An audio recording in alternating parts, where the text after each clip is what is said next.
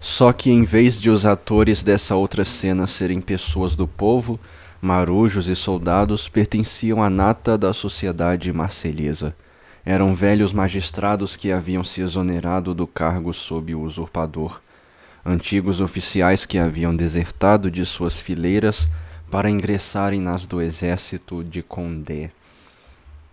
Condé. Exército de Condé. Ou Exército dos Emigrados, pequena força militar contra-revolucionária formada pelos emigrados franceses na Alemanha, criada por Luís Joseph de Bourbon, o oitavo príncipe de Condé. Pessoas jovens, educadas pela família, ainda intranquila quanto à sua subsistência, apesar dos 4 ou 5 remplaçants. Taxa que na França até 1872 permitia a alguém eximir-se do serviço militar. No caso, pagar um remplaçant substituto era uma forma de comprar segurança. Que pagar aqui, né? No ódio por aquele homem cujos 5 anos de exílio deviam transformar num Marte e os 15 de restauração num Deus. Estava-se à mesa e a conversa fluía, borbulhante de todas as paixões, as paixões da época, paixões ainda mais terríveis, intensas e encarniçadas no Midi, na medida em que, depois de 500 anos, os ódios religiosos vinham acirrar os ódios políticos. O imperador, rei da ilha de Elba, após ter sido soberano de uma parte do mundo, reinando sobre uma população de 5 a 6 mil almas depois de ouvir o grito de Viva Napoleão, dado por 120 milhões de súditos e em 10 línguas diferentes, era tratado ali como um homem definitivamente perdido para a França e para o trono. Os magistrados traziam à tona os equívocos políticos. Os militares falavam de Moscou e Leipzig. Isso aqui é a Alemanha, né? Moscou e Leipzig, a Batalha de Borodino, também conhecida como de Moscou. Tá, não vou ler não, é uma batalha lá. As mulheres de seu divórcio de Josefina. Parecia a esse mundo monarquista jubiloso e triunfante, não só pela queda do homem, mas pela destruição do princípio que a vida recomeçava e que todos saíam de um pesadelo. Um velho condenado com a cruz de São Luís levantou-se e propôs aos seus convidados um brinde à saúde do rei Luís XVIII. Era o Marquês de Saint-Méran. A esse toast, que lembrava ao mesmo tempo o exilado de Hartwell, castelo no condado de Buckinghamshire, na Inglaterra, que o conde de Provence, no exílio, residiu de 1809 a 1814. Após a derrota de Napoleão, o conde restaurou a monarquia. Luís XVIII. E o rei pacificador da França. O rumor foi grande. As taças ergueram-se à maneira inglesa. As mulheres desvencilharam-se de seus buquês e aborrataram a toalha. Foi um entusiasmo quase poético. Se aqui estivessem, disse a marquesa de Saint-Méran, mulher de olho seco, lábios finos, aspecto aristocrático e ainda elegante, malgrado seus 43 anos. Todos aqueles revolucionários que nos caçaram e que de nossa parte deixamos conspirando tranquilamente nos nossos velhos castelos que eles compraram por um pedaço de pão sob o terror. Eles haveriam de convir que a verdadeira fidelidade estava do nosso lado, uma vez que nós, pelo menos, não abandonamos a monarquia em ocaso, ao passo que eles, ao contrário, saudavam o sol nascente e enchiam os bolsos, enquanto nós esvaziávamos os nossos. Eles haveriam de convir que nosso rei, o nosso, era realmente Luís o Bem-Amado, ao passo que o usurpador deles nunca passou de Napoleão, o maldito, não acha, Villefort? Refere-se a quê, senhora Marquesa? Perdão, eu não estava na conversa. Ora, deixe essas crianças, Marquesa, interveio o velho que erguera o toast. Elas vão se casar e muito naturalmente querem falar de outras coisas sem ser política. Peço-lhe perdão, mamãe, disse uma jovem e bela pessoa de cabelos louros, olhos de veludo embebidos num fluido de madrepérola, e devolve-lhe o senhor de Villefort que sequestrei por um instante. Senhor de Villefort, minha mãe lhe dirige a palavra. Estou pronto a responder, Marquesa, caso ela se disponha a repetir a pergunta que mal ouvi, disse o senhor de Villefort. Nós a perdoamos, René, disse a Marquesa com um sorriso carinhoso que deixava a todos admirados por florescer naquele rosto ressequido. Mas o coração da mulher é de tal maneira forjado que, por mais árido que se torne ao sopro dos preconceitos e as exigências da etiqueta, guarda sempre um recanto fértil e risonho. Aquele que Deus dedicou ao amor materno. Nós a perdoamos. Agora eu dizia a Villefort que os bonapartistas não tinham nem a nossa convicção, nem o nosso entusiasmo, nem o nosso devotamento. Oh, Marquesa, mas eles têm uma coisa que substitui tudo isso. É o fanatismo. Napoleão é o Maomé do Ocidente. Para todos esses homens vulgares, mas de ambições supremas. É não apenas um legislador e um senhor, mas também um modelo, o modelo de igualdade. Da igualdade, exclamou Marquesa. Napoleão, o modelo da igualdade, e que faria o senhor com Robespierre? O senhor parece roubar o lugar dele para entregá-lo ao corso. Isso me parece muito mais que uma usurpação. De forma alguma, Marquesa, disse Villefort. Deixo cada um no seu pedestal. Robespierre na Praça Luís XV, né?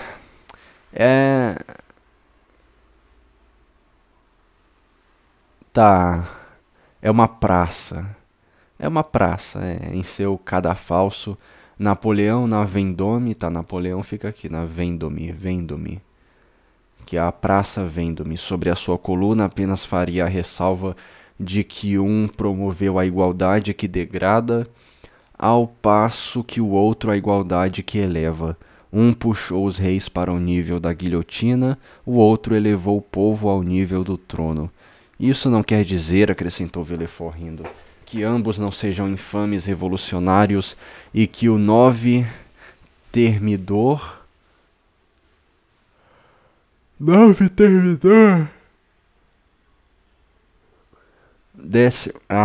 Décimo primeiro mês do calendário republicano.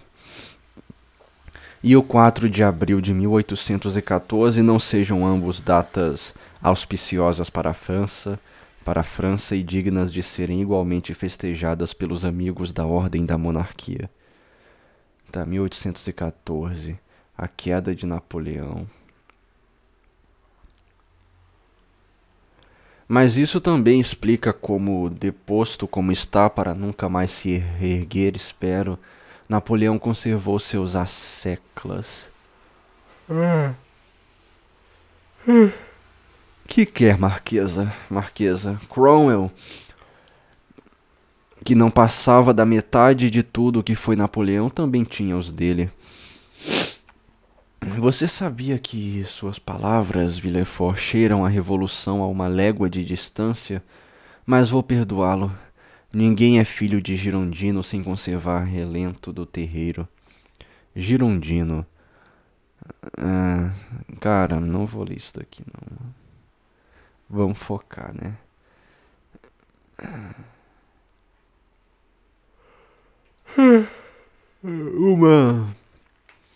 Uma vermelhidão forte atravessou o rosto de Villefort.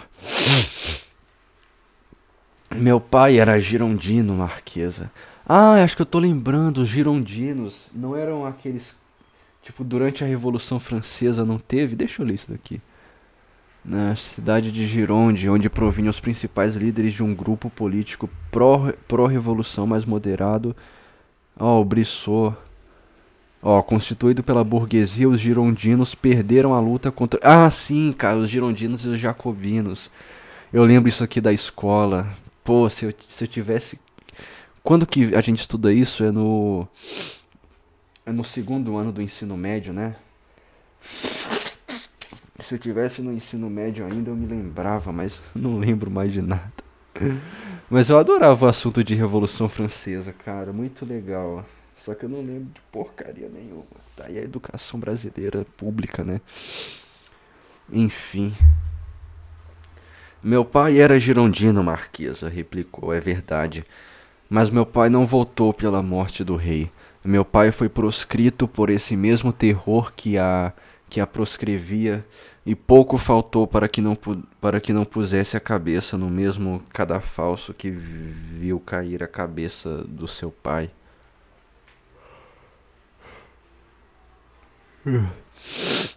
Pode ser, disse a marquesa, sem que essa evocação ofensiva provocasse a menor alteração em seus traços. Mas seria por princípios diametralmente opostos que os dois teriam ali subido, e a prova disso é que toda a minha família permaneceu fiel aos príncipes exilados, ao passo que seu pai correu para se juntar ao novo governo. Se o cidadão Noirtier foi girondino, o conde Noirtier tornou-se senador. Mamãe, advertiu René, a senhora prometeu que não voltaríamos a evocar essas funestas lembranças.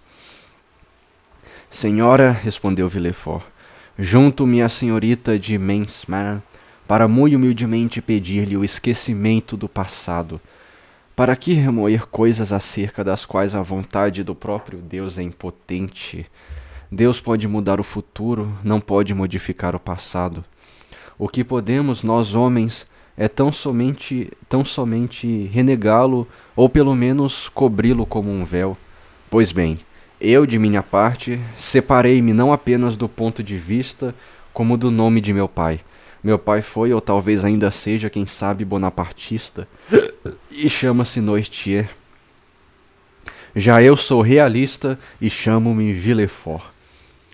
Deixe morrer no velho tronco um resto de seiva revolucionária, e não veja, senhora, senão o broto que se afasta desse tronco, sem poder, e eu diria quase sem querer, dele desligar-se totalmente.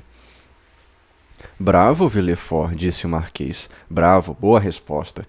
Eu também sempre preguei à marquesa o esquecimento do passado, sem nunca obter sucesso. Espero que seja mais feliz. É que eu li aqui, né? Jamais. Espero que seja mais feliz. Está bem, disse a marquesa. Esqueçamos o passado, não precisa pedir de novo palavra. Mas com a condição de Villefort ser inflexível daqui para frente. Não esqueça, Villefort, que somos responsáveis pelo Senhor perante Sua Majestade. Que Sua Majestade ela também se dispôs a esquecer, por recomendação nossa. Ela segurou a mão de Villefort, como eu esqueço a seu pedido. Mas se algum conspirador cair em suas mãos, pense que todos os olhares irão concentrar-se no Senhor a partir do momento em que souberem que é de uma família talvez cúmplice desses conspiradores.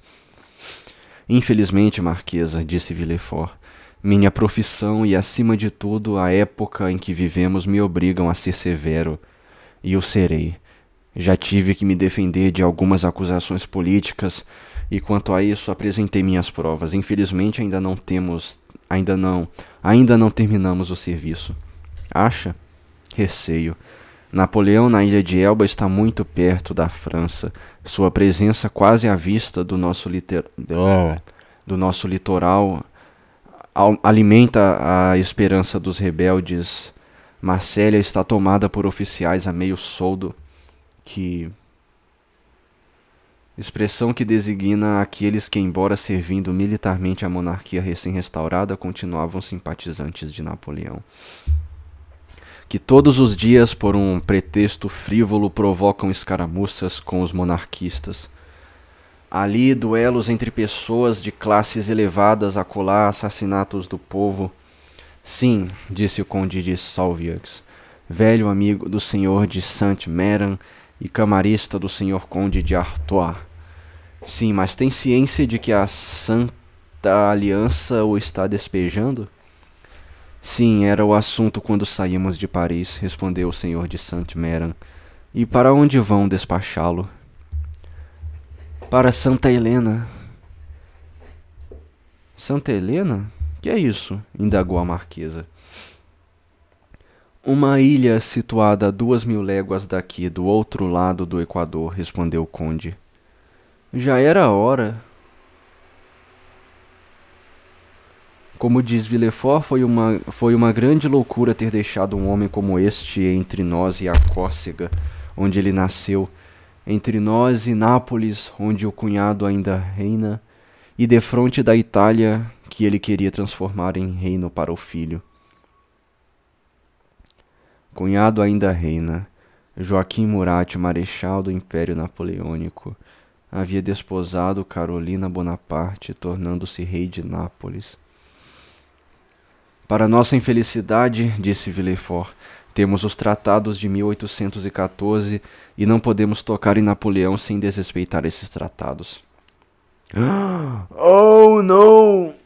Por que eu cliquei? Ai, meu Deus. Tratados não, mano. Tratados. Esses tratados. Pô, eu fui muito burro, velho. Sem desrespeitar esses tratados.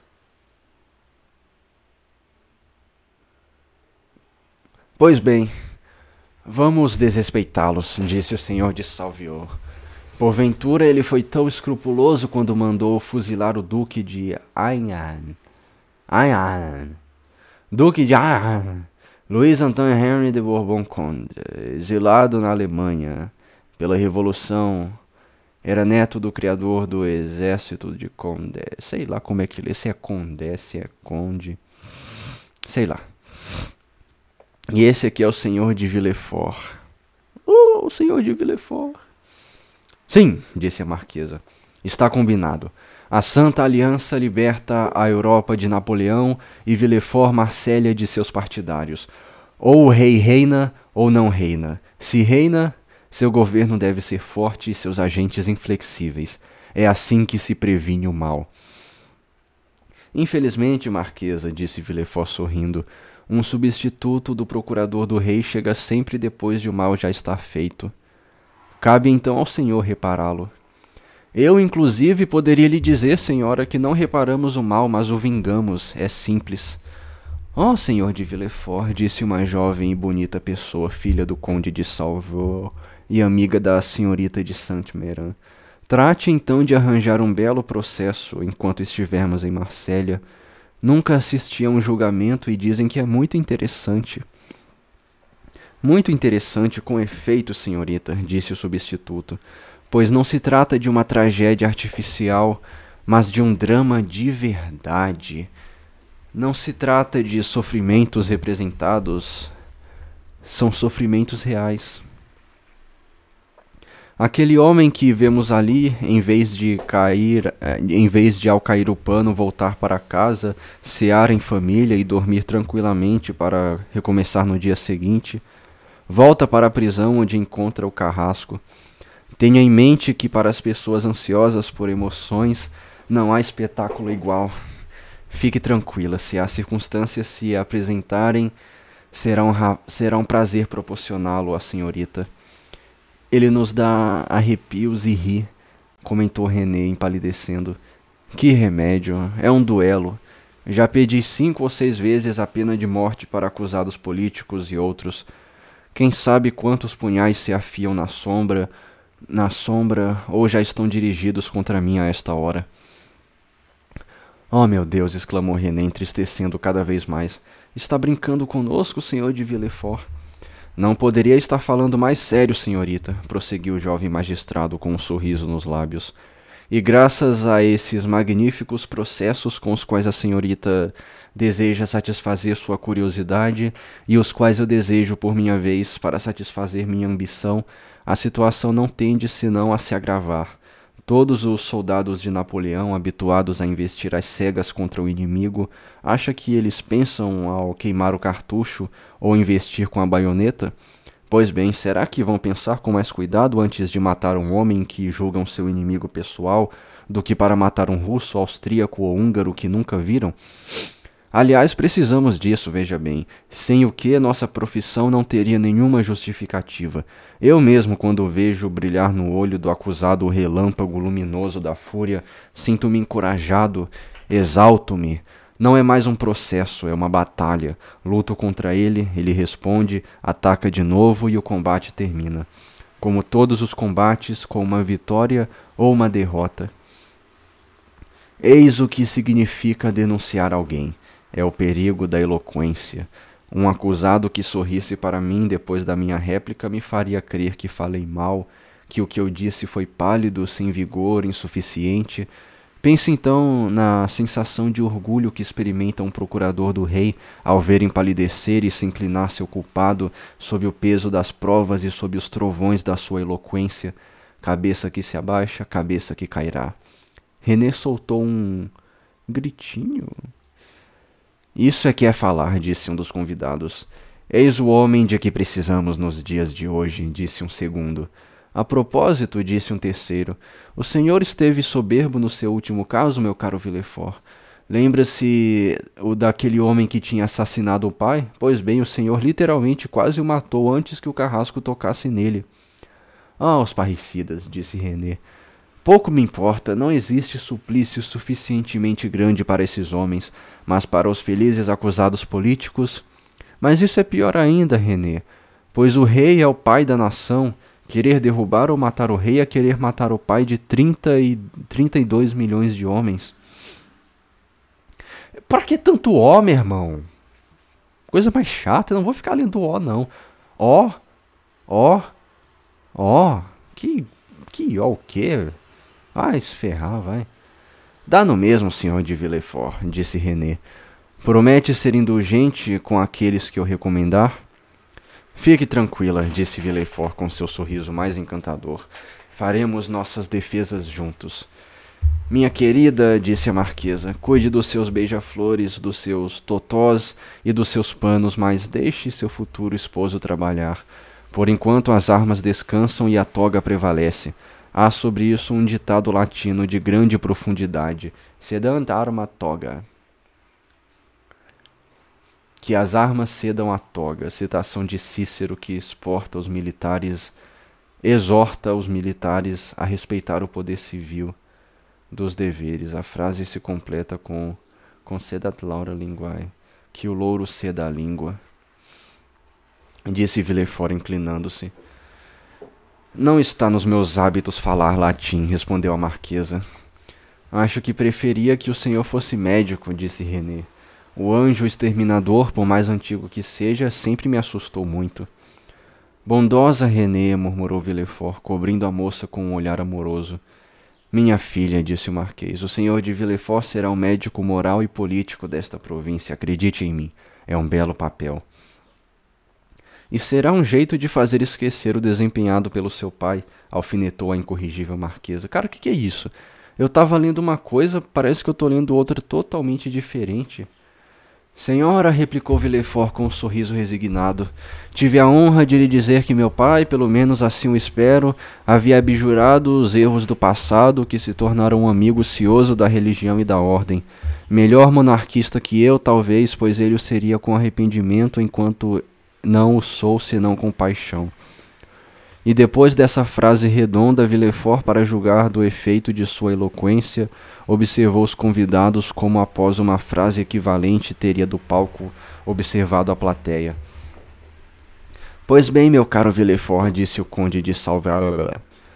Anteontem mesmo, nas Tulherias, eu respondi ao ministro da casa do rei que pedia, digamos, a certa satisfação quanto a essa singular aliança entre o filho de um girondino e a filha de um oficial do exército de conde, sei lá.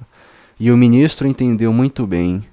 Este é o sistema de fusão de Luís XVIII.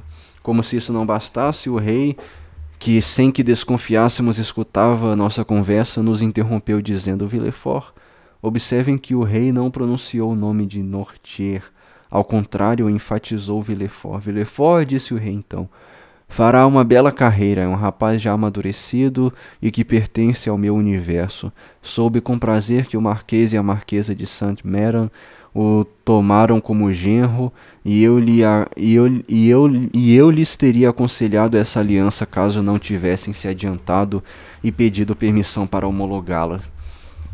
O rei disse isso, conde? Exclamou Villefort, fascinado. Estou repetindo as próprias palavras dele, e se o marquês quiser ser franco, admitirá que eu lhes conto neste momento. Admitirá que o que eu lhes conto neste momento coincide exatamente com o que o próprio rei disse quando lhe falou há 6 meses de um projeto de casamento entre a filha deles e o senhor. É verdade, disse o marquês. Serei para sempre grato a esse digno príncipe. O que eu não faria para servi-lo? Exclamou Villefort. O momento se apresentará, disse a marquesa. É assim que gosto de vê-lo. Imagino a recepção que daria um conspirador se um lhe aparecesse agora. Pois eu, minha mãe, disse René, rezo a Deus para que ele não a escute e mande para o senhor de Villefort somente pequenos ladrões, débeis falências e tímidos trapaceiros. Só assim dormirei tranquila. É como se a senhorita, disse Villefort rindo, desejasse para o médico enxaquecas, rubéolas e picadas de vespas, tudo coisa que não compromete senão a epiderme. Se quiser me ver procurador do rei, ao contrário, deseje-me daquelas terríveis doenças cujo tratamento honra um médico. Nesse momento, e como se o acaso houvesse esperado apenas a emissão do desejo de Villefort para que tal desejo fosse realizado, um criado entrou e disse-lhe algumas palavras ao ouvido. Villefort deixou então a mesa desculpando-se e voltou instantes depois, a fisionomia aberta e os lábios sorridentes.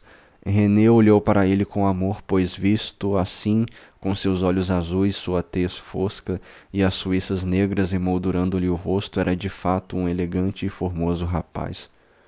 Com isso, o espírito inteiro da moça pareceu em suspenso na expectativa de que ele explicasse a causa de sua saída momentânea. Ora veja, disse Villefort. Ainda há pouco a senhorita ambicionava ter um médico como marido. Pelo menos tenho essa semelhança com os discípulos do escapulário. O que é escapulário, meu Deus? Nome romano do deus grego Asclépio, divindade associada à medicina e às propriedades curativas em geral. Ainda se falava assim em 1815. 1815. A hora presente nunca me pertence e há sempre alguém para me importunar, até mesmo quando estou em sua companhia, até mesmo no almoço do meu noivado. E qual é o motivo de o haver importunado, meu senhor? Perguntou a bela jovem com uma ligeira inquietação. Infelizmente, se fosse um doente, a julgar pelo que me disseram, seria um caso extremo.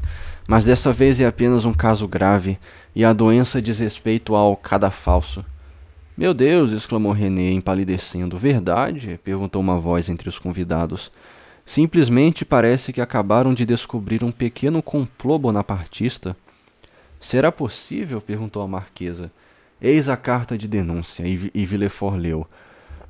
O senhor procurador do rei fica avisado por um amigo do trono e da religião que o assim chamado Edmond Dantes, imediato do navio Pharaon, recém-chegado de Esmirna, esta manhã, antes de fazer escalas em Nápoles e Porto Ferraio, foi encarregado por Murat de uma carta para o usurpador, e pelo usurpador de uma carta para o Comitê Bonapartista de Paris. A prova de seu crime pode ser obtida com sua detenção, pois a carta será encontrada com ele, ou na casa de seu pai, ou em sua cabine a bordo do Pharaon. Mas, disse René, esta carta, que por sinal não passa de uma carta anônima, está endereçada ao senhor procurador do rei, não ao senhor. Sim, mas o procurador do rei está ausente. Em sua ausência, a missiva chegou às mãos de seu secretário, que tinha como missão abrir as cartas. Ele então abriu esta, mandou que me procurassem, e não me encontrando, deu ordens para a prisão. Ou seja, o culpado está preso, disse a marquesa. A senhora quer dizer o acusado, acudiu René. Sim, senhora, disse Villefort. E como eu tinha a honra de dizer ainda há pouco à senhorita René, se a carta em questão for encontrada, o doente ficará muito doente. E onde está esse infeliz? Na minha casa. Vamos, meu amigo, disse o marquês. Não se exima de seus deveres para ficar conosco quando o serviço do rei o espera em outro lugar. Portanto, vá aonde o serviço do rei o espera. Senhor de Villefort, disse René, juntando as mãos em súplicas, seja indulgente, é o dia do seu noivado. Seja indulgente, é o dia do seu noivado. Eu não sei o que significa a palavra indulgente, cara. Será se é... Ai, droga. Tava aqui. Indulgente. Ah, sim, entendi. Seja clemente, né? Seja misericordioso, tipo isso.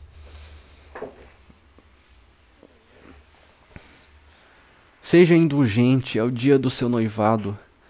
Villefort deu a volta na mesa e, aproximando-se da cadeira da moça em cujo espaldar se apoiou, disse: Para poupá-la de uma preocupação, farei tudo o que puder, querida René. Mas se os indícios forem incontestáveis, se a acusação for procedente, serei obrigado a cortar essa erva daninha bonapartista. René arrepiou-se à palavra cortar. Afinal, aquela erva que se pretendia cortar tinha uma cabeça. Bobagens, disse a marquesa. Não escute essa mocinha, Villefort. Ela vai entender. E a marquesa estendeu a Villefort uma mão seca que ele beijou ao mesmo tempo que olhava para René, dizendo-lhe com os olhos: é sua mão que beijo, ou pelo menos queria beijar neste momento. Tristes augúrios, murmurou René. Na verdade, disse a marquesa, a senhorita é de uma criancice desesperadora.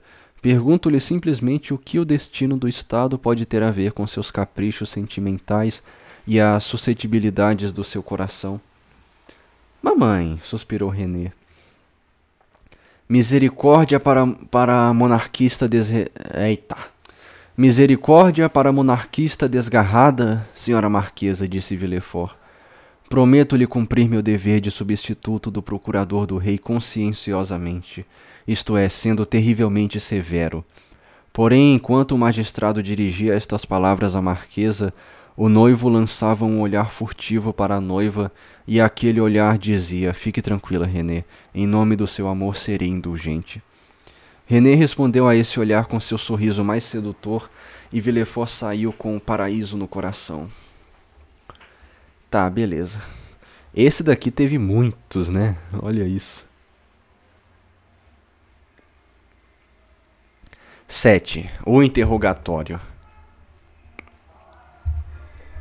Assim que Villefort viu-se fora da sala de jantar, desfez-se de sua máscara alegre para assumir a expressão grave de um homem chamado à suprema função que é pronunciar-se sobre a vida de seu semelhante. Ora, apesar da mobilidade de sua fisionomia, mobilidade que o substituto havia, como deve fazer um hábil ator, mais de uma vez estudado no espelho, dessa vez foi difícil para ele franzir o senho e anuviar o rosto. Com efeito, salvo a lembrança da linha política seguida pelo seu pai, e que podia, se dele não se afastasse completamente, comprometer seu futuro, Gerard de Villefort estava tão feliz naquele momento quanto é dado a um homem sê-lo, já com fortuna própria. Ocupava aos 27 anos um posto elevado na magistratura. Ia casar-se com uma jovem e bela pessoa a quem amava, não apaixonadamente, mas com razão, como um substituto do rei pode amar. E sua noiva, a senhorita de Saint-Méran, afora sua beleza, que era notável, pertencia a uma das famílias mais consideradas da corte na época. E além da influência de seus pais, que não tendo outros filhos, podiam conservá-la inteirinha para o seu genro, trazia ainda para o marido um dote de 50 milhões de escudos, os quais, graças às esperanças, essa atroz palavra criada pelos alcoviteiros de casamento poderia no futuro vir a ser acrescida de uma herança de 500 mil. Caramba! Esperanças, termo que em francês refere-se à herança a ser obtida por um casal, no caso a fortuna dos pais da noiva. Todos esses elementos reunidos formavam então para Villefort um montante de felicidade radiosa, a tal ponto que lhe parecia ver manchas no sol depois de contemplar por muito tempo sua vida íntima com a visão da alma. Na porta ele encontrou o comissário de polícia que o aguardava. A visão do homem de preto logo o fez cair das alturas do terceiro céu sobre a terra material em que caminhamos. Compôs seu rosto, como dissemos, e ao aproximar-se do oficial de justiça, disse-lhe: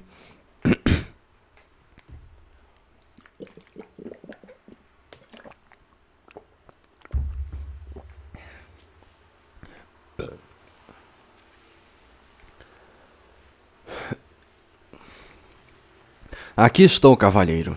Li a carta e o senhor fez bem em prender este homem. Agora dê-me sobre ele e sobre a conspiração todos os detalhes que recolheu. Sobre a conspiração, senhor, nada sabemos ainda. Todos os papéis confiscados com ele foram reunidos num maço único e depositados lacrados no seu... Caramba. Foram reunidos num maço único e depositados lacrados no seu gabinete. Quanto ao detento, o senhor viu na própria carta que o denuncia. É um tal de Edmond Dantes, imediato a bordo do Três Mastros Faraon, que fazia o comércio de algodão com Alexandria e Esmirna, pertencente à casa Morrel e Filho, de Marsella. Ele serviu na marinha de guerra antes de servir na marinha mercante? Não, senhor. É um rapaz muito jovem. Que idade? 19 ou 20 anos, no máximo. Nesse momento, quando Villefort, seguindo o grande rue, chegara à esquina da Rua dos Conselhos, um homem que parecia esperá-lo na passagem o abordou. Era o Sr. Morrel. Ah, senhor de Villefort! Exclamou o bom homem ao avistar o substituto. Fico muito feliz de encontrá-lo. Imagine que acabam de cometer o mal-entendido mais estranho, mais insólito. Acabam de prender o imediato da minha embarcação, Edmond Dantes.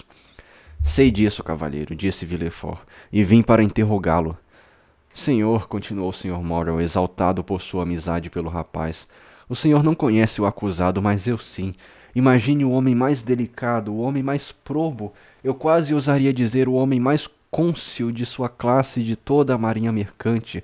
Senhor de Villefort, eu o recomendo muito sinceramente e de todo o meu coração. Villefort, como podemos ver, pertencia ao partido nobre da cidade e Morrel ao partido plebeu. O primeiro era ultra-realista, o segundo suspeito de bonapartismo dissimulado. Villefort olhou desdenhosamente para o Sr. Morrel e respondeu com frieza. Saiba, cavalheiro, que alguém pode muito bem ser delicado na vida privada, probo nas relações comerciais e bem comportado em sua classe e nem assim deixa de ser um grande culpado, politicamente falando. Sabia disso, não é mesmo, cavalheiro? E o magistrado marcou estas últimas palavras como se quisesse aplicá-las ao próprio armador, enquanto seu olhar perscrutador parecia querer invadir o fundo coração daquele homem, impertinente a ponto de interceder por um semelhante quando devia saber que ele próprio precisava de indulgência. Morrel corou, pois não sentia a consciência muito limpa no que se referia a opiniões políticas. Além disso, a confidência que Dantes lhe fizera a respeito de sua entrevista com o grão-marechal e algumas palavras a ele dirigidas pelo imperador perturbavam um pouco seu espírito. Acrescentou, todavia, com o tom do mais profundo interesse. Eu lhe suplico, senhor de Villefort, seja justo como deve sê-lo, bondoso como sempre o é, e devolva-nos bem rápido esse pobre Dantes. O devolva-nos soou revolucionário aos ouvidos do substituto do procurador do rei. Sussurrou ele consigo mesmo. Devolva-nos. Seria esse Dantes filiado a alguma seita de carbonários? Cavoeiros. membros de uma sociedade secreta e revolucionária fundada na Itália. Para que seu protetor empregue assim, sem pensar, a fórmula coletiva, foi detido num bar, me disse, creio, o comissário, em numerosa companhia, acrescentou. Deve ser alguma reunião clandestina. Depois, bem alto, cavalheiro, respondeu. Pode ficar absolutamente tranquilo e não terá feito um apelo inútil à minha justiça se o indiciado for inocente. Mas se ao contrário for culpado, vivemos numa época difícil, cavalheiro, em que a impunidade seria um exemplo fatal. Serei então obrigado a cumprir o meu dever. E com isso, como chegar à porta de sua casa encostada no Palácio de Justiça, entrou majestosamente após ter cumprimentado com uma polidez de gelo o infeliz armador, que ficou como petrificado no lugar em que Villefort o deixara. O vestíbulo encontrava-se abarrotado de policiais e agentes. No meio deles, escondido da vista, envolvido por olhares flamejantes de ódio, estava de pé, calmo e imóvel, o prisioneiro. Villefort atravessou o vestíbulo, lançou um olhar oblíquo para Dantes e, após ter pego um maço de papéis estendido por um agente, desapareceu dizendo: "Tragam o prisioneiro." Por mais rápido que tivesse sido aquele olhar, ele bastara para Villefort formar uma ideia do homem que ia interrogar, reconhecer a inteligência na fronte larga e aberta, coragem no olhar fixo, na sobrancelha franzida e sinceridade nos lábios grossos e entreabertos que revelavam uma dupla fileira de dentes brancos de marfim. A primeira impressão fora favorável a Dantes, mas Villefort ouvira tantas vezes como um conselho profundamente político que convinha desconfiar dos primeiros impulsos na medida em que estes procedessem, que aplicou esta máxima à sua impressão sem levar em conta a diferença que havia entre impulso e impressão. Sufocou então os bons instintos que desejavam penetrar seu coração para dali ganharem seu espírito. Arrumou diante do espelho sua fisionomia dos grandes dias e sentou-se soturno e ameaçador à sua escrivaninha. Um instante depois, Dantes entrou. O rapaz continuava pálido, mas também calmo e sorridente. Cumprimentou seu juiz com uma polidez desenvolta, depois procurou com os olhos um assento como se estivesse no salão do armador Morrow. Foi somente então que deparou com o olho opaco de Villefort, o olho característico dos homens de palácio que não querem que seus pensamentos sejam lidos e que fazem de seu olhar um vidro embaçado. Aquele olhar o informou que estava diante da justiça, uma personagem de traços sombrios. "Quem é o senhor e como se chama?" perguntou Villefort, folheando os papéis que recebera do agente ao entrar e que depois de uma hora já se avolumavam. Tanto a corrupção das espionagens pega-se rapidamente a esse corpo desgraçado que chamamos de réus. "Meu nome é Edmond Dantes, senhor", respondeu o rapaz com uma voz calma e sonora. "Sou imediato a bordo do paquete Pharaon que pertence ao senhor Morrow e filho." "Sua idade?" continuou Villefort. 19 anos, respondeu Dantes. "Que fazia no momento em que foi preso?" "Achava-me no almoço do meu próprio noivado, senhor", disse Dantes com uma voz ligeiramente emocionada. Tão doloroso era o contraste entre aqueles momentos de alegria e a lúgubre cerimônia que se consumava entre a taciturna fisionomia do senhor Villefort e a radiosa luz no rosto de Mercedes. "Em seu almoço de noivado?" "Eu tô errando muito." "Em seu almoço de noivado?" perguntou o substituto, estremecendo à sua revelia. "Sim, senhor, estou prestes a me casar com uma mulher que amo há 3 anos. Villefort, impassível como de costume, ficou entretanto abalado com a consciência e aquela voz emocionada de Dante, surpreendido no meio de sua felicidade, ia tanger uma corda simpática no fundo de sua alma. Ele também estava feliz e acabavam de perturbar sua felicidade para que contribuísse na destruição da alegria de um homem que, como ele, já quase tocava a felicidade. Essa abordagem filosófica, pensou, causará grande efeito na minha volta ao salão do senhor de Saint-Méran, e articulou antecipadamente em seu espírito enquanto Dantes aguardava novas perguntas. As palavras antiéticas com a ajuda das quais os oradores constroem frases ávidas por aplausos, que por vezes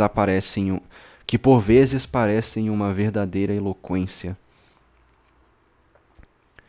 Articulado seu pequeno speech interior, Villefort sorriu para deleite próprio e voltando a Dantes. Continue, cavalheiro. Cavalheiro. Rrr. Continue, cavalheiro. Continuar o quê? A esclarecer a justiça. Que a justiça me diga sobre que ponto quer se... Que a justiça me diga sobre que ponto quer ser esclarecida e lhe direi tudo o que sei.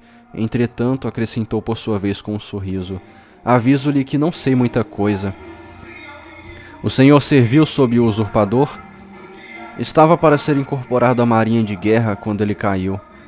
Ouvi dizer que tem opiniões políticas exacerbadas, disse Villefort, a quem não haviam dito palavras sobre o assunto, mas que não se constrangia de fazer a pergunta como quem faz uma acusação.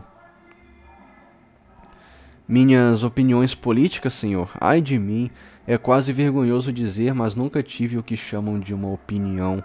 Tenho apenas 19 anos. Como tive a honra de lhe dizer, não sei nada. Não estou destinado a desempenhar papel nenhum. O pouco que sou e serei, se me concederem o posto que ambiciono, é ao Sr. Morrow que deverei. Assim, todas as minhas opiniões, não direi políticas, mas privadas, limitam-se a 3 sentimentos. Amo meu pai, respeito o Sr. Morrow e adoro Mercedes. Eis, senhor, tudo o que posso dizer à justiça. Como vê, é de pouco interesse para ela.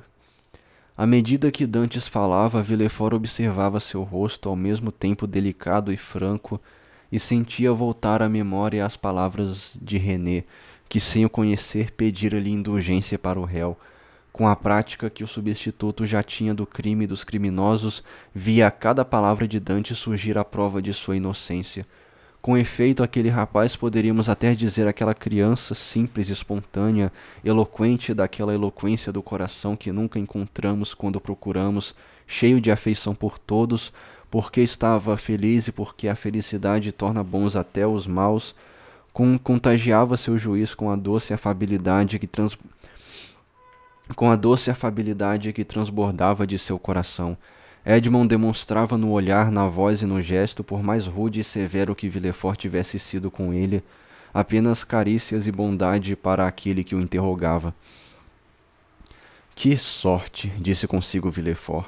Eis um rapaz encantador. Acho que não terei muita dificuldade para satisfazer René e obedecer à primeira recomendação que ela me fez. Isso me valerá um bom aperto de mão diante de todos e um beijo delicioso num canto qualquer. E essa doce esperança o semblante de Villefort clareou de maneira que, quando transmitiu os olhares de seu pensamento para Dantes, este que acompanhara todas as evoluções de sua fisionomia sorria como seu pensamento. Tem inimigos, senhor? Perguntou Villefort. Inimigos pessoais? Disse Dantes. Para minha felicidade, sou muito pouca coisa para que minha posição instigue. Quanto ao meu caráter, talvez um pouco veemente, tento sempre suavizá-lo para os meus subordinados. Tenho 10 ou 12 marujos sob minhas ordens. Interrogue o senhor e eles lhe dirão que gostam de mim e me respeitam não como um pai. Sou muito jovem para isso, mas como um irmão mais velho. Mas, já que não há inimigos, talvez haja invejosos. O senhor ia ser nomeado capitão aos 19 anos, o que é um posto elevado para alguém da sua condição. Ia casar com uma bonita mulher que o ama, o que é uma felicidade rara em todas as castas da terra. São 2 preferências do destino suscetíveis de provocar inveja. Sim, tem razão. O senhor deve conhecer os homens melhor que eu.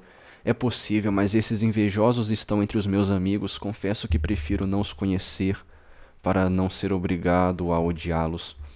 O senhor está errado. É preciso sempre, tanto quanto possível, ver com clareza o que o cerca. Na verdade, o senhor me parece um moço tão digno que, para ajudá-lo a se situar, violarei as regras de praxe da justiça e lhe mostrarei a denúncia que o traz perante mim. Eis o papel incriminador. Reconhece a letra? E Villefort tirou a carta do bolso e a apresentou a Dantes. Dantes olhou e leu. Sua fronte anuviou-se. Ele disse: Não, senhor, não reconheço a letra. Está disfarçada e, no entanto, apresenta uma forma bem espontânea. Em todo caso, foi uma mão hábil que a traçou. Fico bem feliz, acrescentou, olhando para Villefort com gratidão, de estar lidando com um homem como o senhor, pois com efeito meu invejoso é um autêntico inimigo.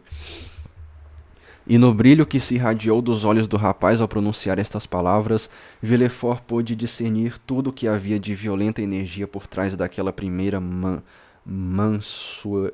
mansuetude. E agora vejamos, disse o substituto. Responda-me francamente, cavalheiro. Caramba, eu tô errando. Responda-me francamente, cavalheiro. Não como um réu a seu juiz, mas como um homem numa posição equívoca responde a outro que se interessa por ele. Que há de verdade nessa acusação anônima? E Villefort lançou com asco na escrivaninha a carta que Dantes acabava de lhe devolver. Tudo e nada, senhor. E esta é a pura verdade, pela minha honra de marinheiro, pelo meu amor por Mercedes e pela vida do meu pai. Fale, cavalheiro, ordenou bem alto Villefort. Depois acrescentou num sussurro. Se René pudesse me ver, acho que ficaria contente comigo e não me chamaria mais de cortador de cabeças. Pois bem, quando partimos de Nápoles, o capitão Leclerc foi vítima de uma febre cerebral. Como não tínhamos médicos a bordo e ele não queria parar em nenhum ponto do litoral, apressado do que estava para chegar à ilha de Elba, sua doença piorou tanto que perto do terceiro dia, percebendo que ia morrer, ele me chamou junto a si. Caro Dantes, ele me disse, jure pela sua honra que vai fazer o que vou lhe dizer. Há os mais elevados interesses nisto. Juro, capitão, respondi. Ótimo. Quando, após a minha morte, assumir o comando desta embarcação na condição de imediato, o senhor irá fundear na ilha de Elba, desembarcar em Porto Ferraio, perguntar pelo grão-marechal e lhe entregar esta carta. É possível que ele lhe dê outra carta e o encarregue de uma missão. Essa missão, reservada a mim, o senhor a realizará no meu lugar e toda a honra por isso lhe caberá. Farei como ordena, capitão, mas talvez não seja tão fácil quanto imagina chegar perto do grão-marechal. Aqui está um anel que o senhor pedirá para lhe entregarem, disse o capitão, e que vencerá todos os obstáculos. E a estas palavras me entregou um anel. Bem a tempo, 2 horas depois, o delírio tomou conta dele. No dia seguinte estava morto. E que fez o senhor então? O que devia fazer, senhor, o que qualquer um teria feito em meu lugar. Se os desejos de um moribundo são sagrados, entre os marujos os de um superior são ordens a serem cumpridas. Fiz vela rumo à ilha de Elba, onde cheguei no dia seguinte. Ordenei que todos permanecessem a bordo e desci à terra sozinho. Como eu previra, criaram alguns empecilhos para me introduzirem junto ao grão-marechal. Mas fiz com que lhe entregassem o anel que devia servir como sinal de reconhecimento e todas as portas abriram-se à minha passagem. Ele me recebeu, me interrogou sobre as últimas circunstâncias da morte do desventurado Leclerc e, como este previa, entregou-me uma carta, a qual fui incumbido de levar pessoalmente a Paris. Prometi que o faria, pois isso significava realizar as últimas vontades do meu capitão. Aportei de volta, acertei rapidamente os negócios do navio, depois corri para ver minha noiva, que encontrei mais bela e amorosa do que nunca. Graças ao Sr. Morrel, passamos por cima de todas as dificuldades eclesiásticas.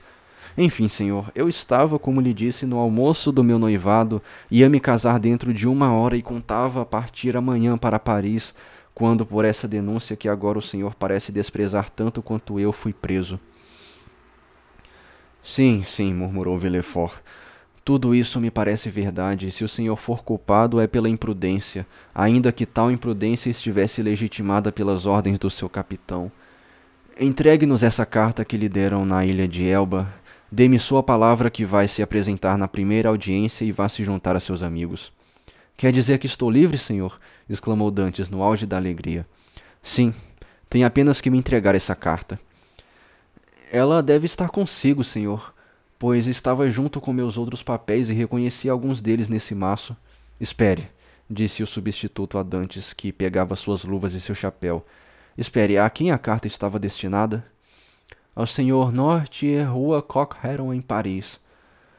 Um raio que se abatesse sobre Villefort não teria atingido com um golpe mais fulminante e imprevisto, desmoronando novamente em sua poltrona, da qual se soerguera para alcançar o maço de papéis confiscados de Dantes, e folheando-o precipitadamente dele, retirou a carta fatal, sobre a qual lançou um olhar marcado por indescritível terror. Senhor Noirtier, Rua Coqueron, murmurou empalidecendo cada vez mais. Sim, senhor, respondeu Dantes perplexo. Conhece-o? Não, respondeu Villefort afobadamente. Tá, afobadamente. O que é isso aqui, cara? Afobadamente.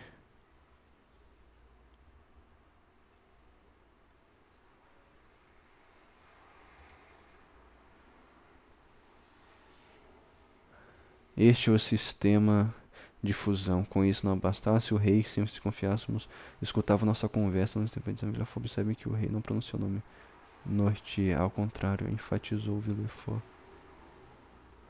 Noirtier é o pai dele? Tá, afobadamente.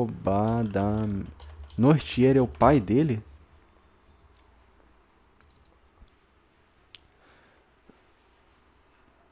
Um fiel do servidor do rei não conhece conspiradores.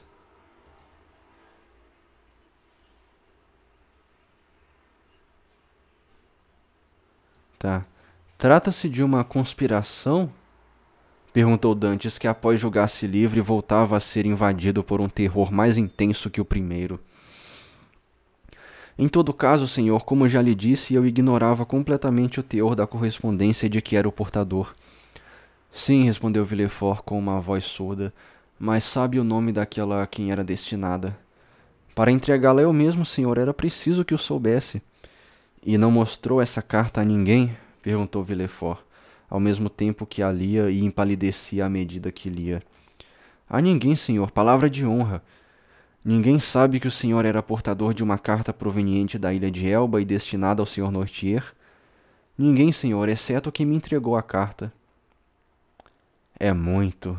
Ainda é muito, murmurou Villefort. A fronte de Villefort ia escurecendo mais e mais à medida que ele avançava para o fim. Seus lábios brancos, suas mãos trêmulas, seus olhos ardentes incutiam as mais dolorosas apreensões no espírito de Dantes. Após essa leitura, Villefort deixou a cabeça cair em suas mãos e permaneceu por um instante abatido. Meu Deus, o que houve, senhor? Perguntou timidamente Dantes. Villefort não respondeu, mas ao cabo de alguns instantes ergueu o semblante pálido e desfigurado, relendo a carta uma segunda vez. E diz que não sabia o que continha nesta carta? Interpelou Villefort.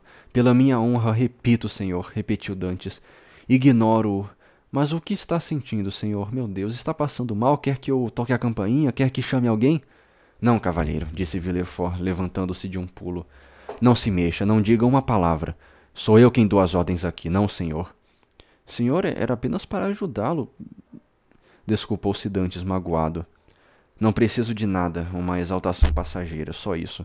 Preocupe-se consigo, não comigo, e responda. Dantes aguardou o interrogatório anunciado por essa injunção, mas foi inútil. Villefort afundou de novo na poltrona, passou a mão gelada na testa reluzente de suor e pela terceira vez pôs-se a reler a carta.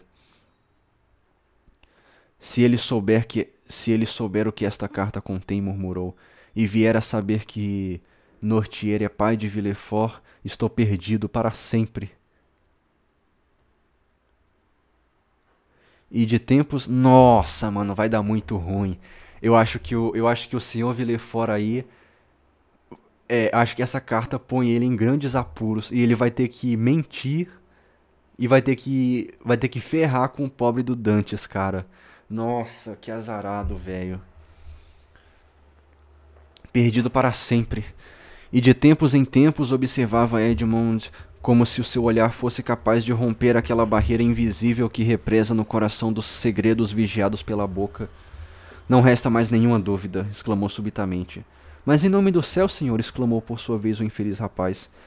Se duvida de mim, se suspeita de mim, interrogue-me, estou pronto a lhe responder.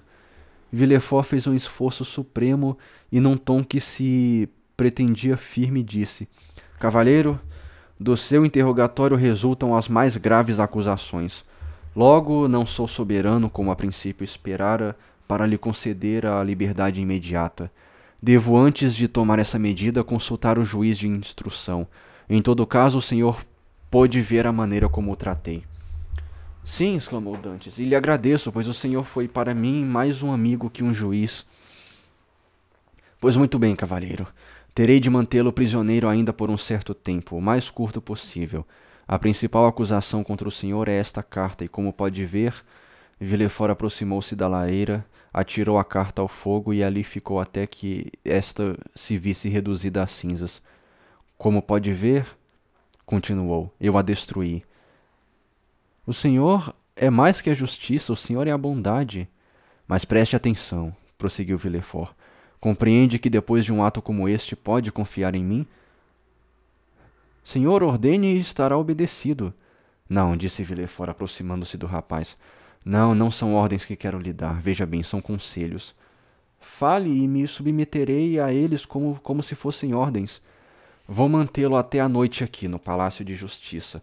Talvez outra pessoa venha interrogá-lo. Repita o que o senhor me disse, mas nenhuma palavra acerca dessa carta.